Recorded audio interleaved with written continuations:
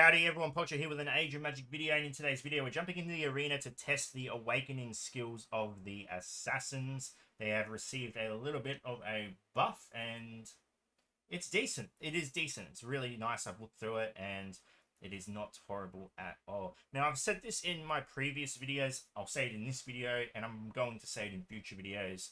I think the Renegades and the Assassins are currently the scariest squads in the game. Now, at the moment, the meta is focused mainly around what is on the screen. Roxanne and Librarian, and then you have Tristan and Librarian and Cloud Wanderers. Cloud Wanderers and Knights of the Council, their combination is just, it is dominant at the moment. There are some other squads, but they are the majority of squads you see. So the Assassins and the Renegades are not huge players at the moment. However, these two factions are lacking a lot of awakening skills, but even worse than that is that both of these factions are still yet to receive their boss characters. And I think that is going to add a huge amount of strength to these factions, a scary amount of strength, because we've seen it. The Renegades, their tyranny lasted months. Mordred got nerfed several times. The Knights of the Council, who were released to counter the Renegades, weren't strong enough at the beginning and had to be buffed. And so they're out of the spotlight for now, but remember, they still have their boss. And the same with Assassins. They are a difficult faction to use, but they are strong without their leader. So yeah, it is an assumption, but I think these two factions are scary, and I don't recommend blasting all your awakening skills into these factions, but maybe put some away and for a rainy day when, you know, Blade and the unknown Renegade leader comes along, because that is just predicting the future. Okay, anyway, so we have Claudia, we have Yuki. Both of these characters got awakening. I'm going to blast through this. I will update my spreadsheet as well. I'll get to it probably over the weekend, but let's start with Yuki. 4 awakening skills. Her basic: increased damage, but also increases damage per debuff on allied rogues and assassins. They get a lot of debuffs. This is not a horrible awakening, just because it does more than just the basic damage % increase that we see on most abilities. If you're a free-to-play player, probably not recommending this. If you're an assassin player, if you do well with assassins, if you do get good results with assassins, I mean, it's 200 prisms. It's not a waste, but there's definitely better things to put prisms into. Completely up to you. It's just, has the potential to do a lot of damage. Her Hoarfrost damage is increased by 50%. The percent of damage dealt to enemies is increased. Debuffs cast on the target on the hit list ignore fortitude. So cast 2 debuffs, increasing damage dealt. Remember, the whole point of the assassins is just to rip through those hit list targets. This is giving you more damage on those targets. The only thing I have to say about this ability and why I wouldn't mark it as a high priority is the assassins are built to eliminate that hit list target quite quickly. I mean, you want to get it through the first round or 2 of the rotation of assassins. That's the plan. That's the idea. The problem with this ability and what it does is it's never the first ability you're casting with Yuki. You were never casting this first. So that hit list target, you're not really benefiting from that initial impact you want to make. You're always leading with her parry first. So yeah, that's the only downfall of this. It's a good ability. It's just not really being utilized because it's not the first ability you're casting. Maybe that changes with Awakening. Maybe you could find use of using this ability first. I just don't see it. I don't see it, but I'm definitely far from the best assassin player in the world. So, I mean, yeah. Anyway, moving on to her parry. This is definitely priority. If parry was blocked or ended before the 2 turns, Yuki gets 4 stacks of damage reduction buff. This buff ignores all blocking effects and abilities when cast, so she's getting it no matter what. So additional damage. Damage taken by Yuki is reduced. It doesn't say what the damage, unless I'm completely missing it, what the damage, but it doesn't matter. It's irrelevant. It is a very important skill, very good. The reason for this being a high priority, and I'm classing it as high priority, is because the way Yuki works. Yuki is the tank of the faction. She has no taunt though, but her whole job role within the faction is not to taunt the enemy.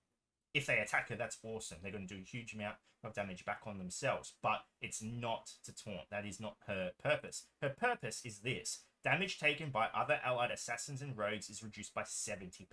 She's giving a huge amount of damage mitigation to her allied assassins and rogues. However, this disappears if Yuki dies. Now, an easy way to bypass Yuki was waiting for her to cast this ability and purging it, taking it away, and then ripping through her, taking her out, and then taking out the other characters on the team. Now that if it's removed, she gets damage mitigation, protecting her for a bit longer. It's just giving her survivability. You want her to have survivability. You want her to last, because as long as she's alive, she's turning every character on the team into a tank. So, yeah. High priority, parry. I think that's the first skill you should definitely awaken. Garden of Illusion, her passive. Debuff damage reduction is increased. Damage capped is raised. Yep. This is probably the important part. Immortality now also applies to Yuki, which I believe means that if she's killed, she is resurrected. She can use this ability once every 6 turns, resurrecting a ally if they're killed. So it's pretty much a one-off. There's very few matches where you're lasting 6 turns.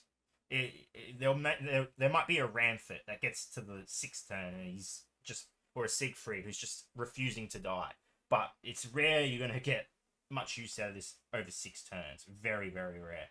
So, yeah. I think definitely worth awakening this. In order of priority, I think you go Parry, Garden of Illusion, Hoarfrost, and then Hail. Not saying you have to awaken these skills, I'm just saying that's probably the order I would do it in. Moving over to Claudia Toxic, she became quite a decent hero. Before this, she wasn't really a threat. You didn't really care about Claudia, but now you get some use out of her. Starting with her basic, we've got Poison Shot. Damage is increased by 50%, whatever. The enemy speed reduction is increased. Awesome. Always good to reduce speed. Claudia's hit list cooldown is reduced to 0. So before this, there was a 2-turn cooldown on hit list being applied. Once you killed a target with hit list, it couldn't be applied for 2 turns. It's confusing in how it works because it's 2 turns for every character. So I think if they have 2 turns, so if there's a character that's faster than the rest, they can apply it 2 turns. So yeah, this is definitely the most confusing faction in the game. But yeah, so now it's a 0-turn cooldown for Claudia. She can apply it immediately, but you have to obviously use this ability to apply the hit list, which not necessarily a bad thing. You find yourself using basics from the assassins, even if they have other abilities up sometimes, just to apply a hit list, because the benefits of having hit list on an enemy is huge. You definitely want it. Stinging Fog, the number of dot debuffs cast is increased. If you mix that with Yuki's awakening skills, you're getting some pretty decent benefits from this. Damage to the target on the hit list is increased by 100%. So yeah, again, you're just trying to eliminate the target as fast as possible. Intoxication. Now this is there's a lot to this. All right, damage dealt to the by the target under lunacy is increased by 85%. So when a target is under the effects of lunacy, they're dealing 85% extra damage. That's been increased, so it was less than 85 before this, which is very strong because the way lunacy works is lunacy targets are going to, when they use debuffs or abilities, they're going to be targeting the hit list target. So essentially, they're doing nearly double damage to their ally. Lunacy ignores Fortitude when cast on the hit list target. Massive. That's really good. More ways, less things preventing you from actually applying Lunacy. And then there's this monstrous part of the ability. Lunacy is cast on 2 extra random targets. Absolutely ridiculous. Assuming you can get the cast and then it applied to the 2 random targets, you're turning the fight from a 5v5 to an 8v2. It's insane. And also remember, the Lunacy targets now do 85% more damage, and they're using their abilities against those hit list targets. So this is definitely, I think, her priorities. Maybe Lunacy is a debuff, so it can be blocked, it can be cleansed, it follows all the rules of a regular debuff. So just keep that in mind. Her leadership skill. Let's do leadership last. Awakening. Claudia, this is her passive. Claudia does not receive damage from dot debuffs. Damage increased per debuff on Claudia is raised. Armor and match. So she's just become a little bit more tanky. And then her leadership skill. Hit list ignores all blocking effects and abilities when cast. That's massive. That's really good. I have asked Playcot about this as well. Let me just quickly. Howdy, everyone. Pocho. I'm just messing with you. Okay, so I got my answer. Hit list ignores all blocking effects and abilities when cast. Now, this isn't specific to Claudia Toxic. This counts for all allies who are able to apply hit lists. So it gives this ability or leadership a lot more versatility and use at the start of the turn of Claudia's turn. If there is no enemies on the hit list, a random non-defender enemy is placed on the hit list, ignoring fortitude. Again, this is huge. Just constantly having hit list up gives this team so much power. So much power, especially when it's just going straight past the tank. You think about it. Think about the Cloud Wanderers, Ramfort. Ramfort is just an unbreakable wall. It takes so long to just get him down. And this ability... sorry. I mean, yeah, this is adding a lot more use to this team. Tanks are so weak. Not weak. Ramfort definitely put a peg in the tanks. They and Siegfried as well, and Lion go. Tanks aren't weak. I'm just messing with you. But I mean, there's always ways to bypass them. So yeah. So great awakening skills for these characters. Really, really, really good. The only thing about Claudia Toxic is when the leader of the assassins comes out, I just picture Claudia or Demetria being the heroes you would replace. But just with this move set that's been added to, I think it's most likely Demetria at this point. But there you go. These are the two awakening heroes. We're going to be versing the Cloud Wanderers with Librarian, probably one of the more potent teams in the game at the moment. So we'll see how this team stands up against this monster house. Okay, so jumping into battle, we have the hit list on the Roxanne. We're going to go ahead and cast Demetria's AoE ability first. Let's move this up to a 2x speed. We want to see what's happening. Okay, so we're going to get some... Oh, Black Mirror. I hate Black Mirror. Okay, that's fine. Okay, so... Performs 3 attacks. Critical damage. We can go ahead and remove the buffs. Well, the ones that can be removed anyway. We can go ahead and get our parry up.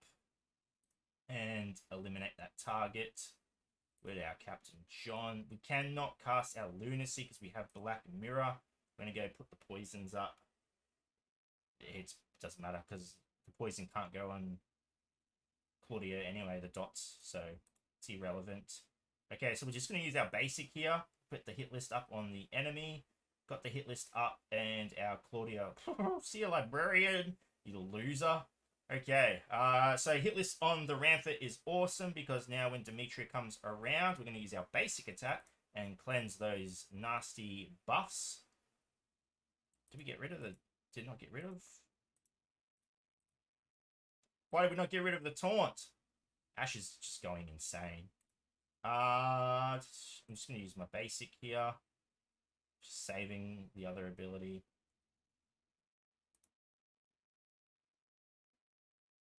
Demetria... Have to use the basic here. We've still got the Black Mirror debuff on us, so we'd be lunacying our own team, and that's not good. We don't want to do that. Oh my god, that damage from Ash. Okay, we take out the... We're just going to take out Astoria. She's so close to dying. Ever's probably going to go ahead and resurrect some people here, but that's A-okay. There's nothing wrong with that. I'm just going to save my abilities here. Oh, we probably could have... No, if I use Lunacy and she comes back to life... Okay, so yeah, none of these characters are really a threat to us. We can go ahead and use our AoE. We get parry up again. Yeah, flight skill comes out. Using my basic to get the hit list on her. Demetria should purge. There we go. There we go. There's some actual progress happening in this fight. I'm going to take... Ah, it's back on. We're going to get rid of it again. Okay, there we go. I'm just going to apply hit list now to the Astoria so we can attack her regardless. Get some guaranteed crits out here. And Ramfort's so close to dying. Let's just go ahead and take him out. Beautiful. Leaving the one and only ever. one of the best healers in the game, but as you can, let's go ahead now. We can lunacy her. Go on, finish yourself off, Eva. Nice. Woo! There you go. There's no set rotation to this fight. There is so much RNG. The way the fight plays out is always going to be different depending on who the hit list is on at the beginning. It's a mess. I don't think I've ever done this battle and it's been the same as the previous time. I'll run a few more for you guys. There'll just be some music overlay. If you want to watch, stay and watch. By all means, go ahead and do so. If not, all good as well. But there you go. There is the Awakened Assassins versus one of the more dangerous teams in the game. It is fully awakened versus fully awakened. Both teams have all their abilities awakened. So it's 2 awakens on Assassins, 2 awakens on the Cloud Wanderers. But those are the results for you. And yeah, there you go. Anyway, ladies and gentlemen, thank you so much for watching. If you have any questions, feel free to leave a comment below. I will answer it to the best of my ability wherever you're around the world. Until next time, please take care of yourself.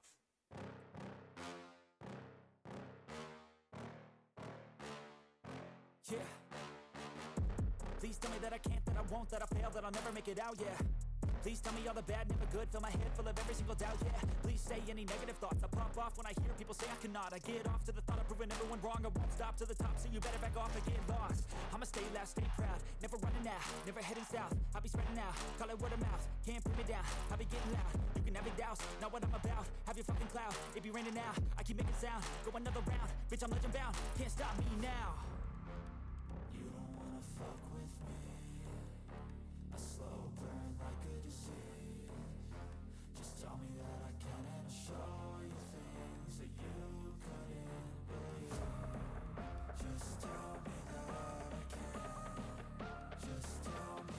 that I can. Just tell me that I can. Just tell me that I can.